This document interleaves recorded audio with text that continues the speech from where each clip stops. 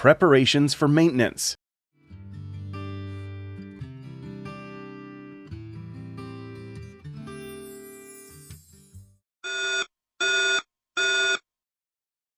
(3013) alarm.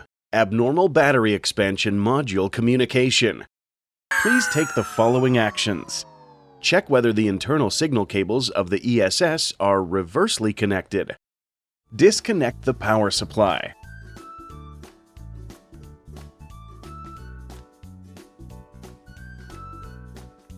Here is the problem. The internal signal cable is reversely connected. That's what you should do. Insert the signal cable into the correct port. Attach the waterproof rubber plug. Tighten the locking cap.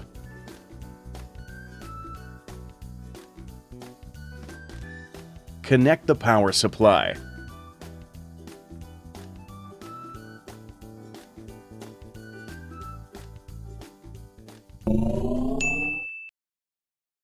Good job! Well done!